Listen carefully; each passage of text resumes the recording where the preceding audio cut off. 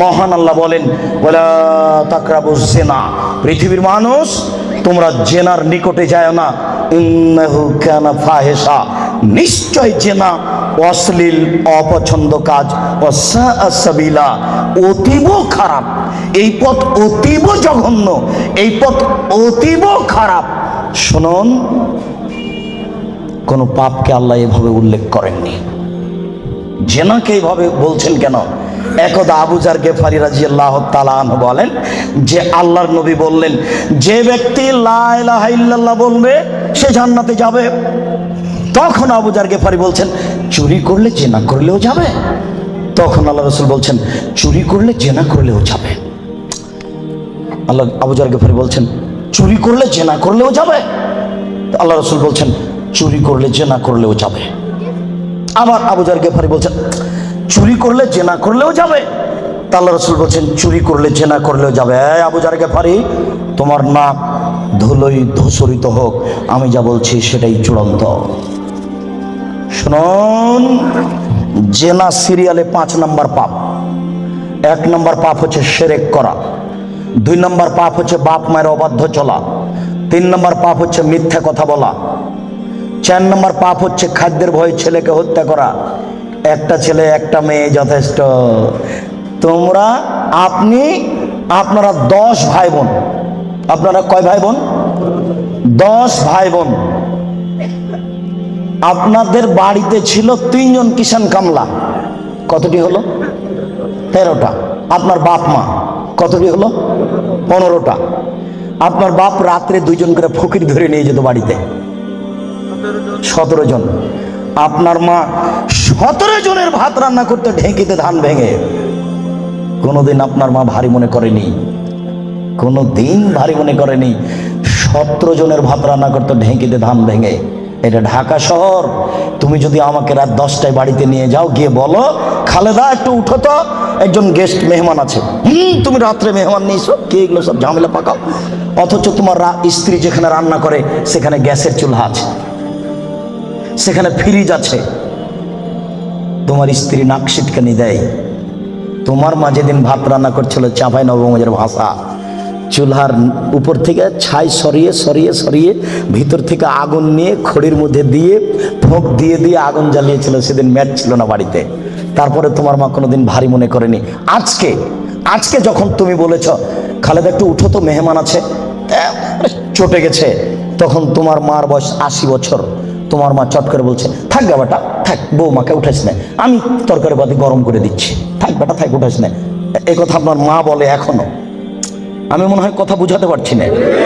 আপনার মা এখনো বলে বউকে মায়ের স্বভাবে নিয়ে যেতে হবে, আর আপনাকে আপনার বাপের স্বভাবে নিয়ে যেতে হবে।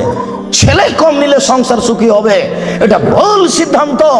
মানুষের টাকা বেশি হতে হতে হতে হতে এত বেশি হবে যে ফকির থাকবে না, এ কথা আল্লাহর নবী বলেছেন।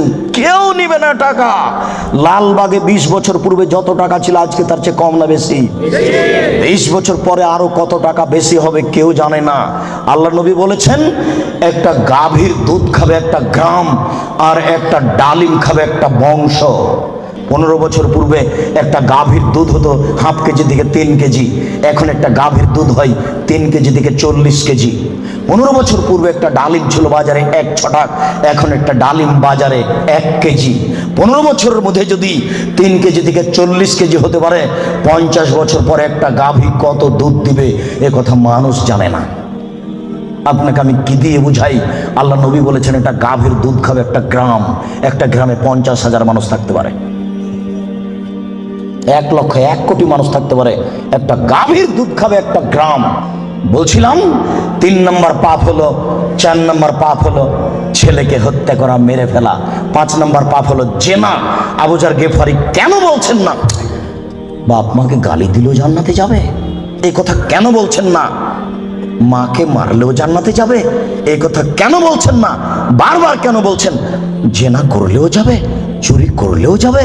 শুনুন, ঘরে ঘরে জেনা হচ্ছে এ কথা ঠিক, এরপরেও জেনার বাস্তবতা এত খারাপ। আজকে যদি একটা জেনার বিচার হয়, তাহলে ওই যুবক যুবতী মনে করে যে মাটি ফেটে গেলে নিচে চলে যেতাম। অথচ মাকে গালি দিলে মানুষ এত অপমান হয় না। বুঝাতে পারলাম না। শিরক করলে মানুষ এত অপমান হয় না।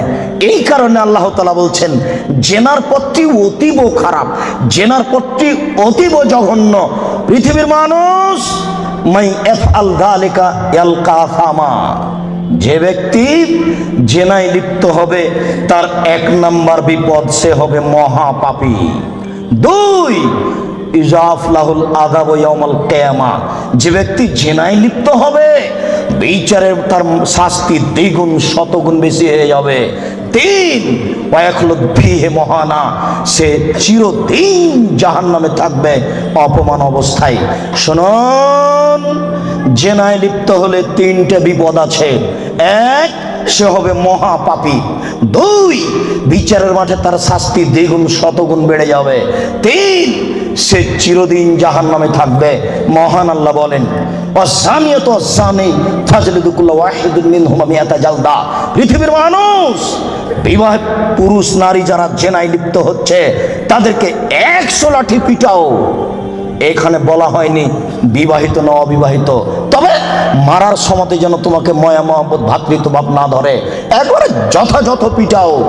সম্মানিত উপস্থিতি, আল্লাহ তাআলা এই পর্যন্ত এখানে বলেছেন।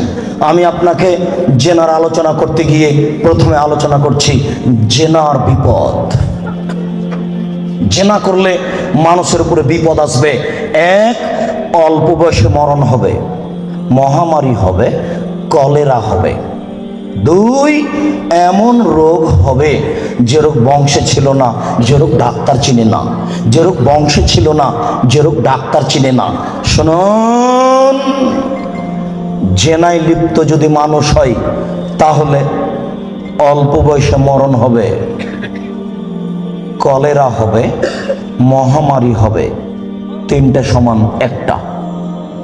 2, এমন রোগ হবে যেটা বংশে ছিল না, যেটা ডাক্তার চিনে না। দেখুন, আব্দুল্লাহ ইবনে ওমর রাদিয়াল্লাহু তাআলা আনহু বলেন রাসূল সাল্লাল্লাহু আলাইহি সাল্লাম বলেছেন লাম তাজহারিল ফাহিসাতু ফি কওমিন কাত্ত ইল্লা ফাসা ফিহিম আত-তাউন ওয়াল আওজা। যদি কোনো সম্প্রদায়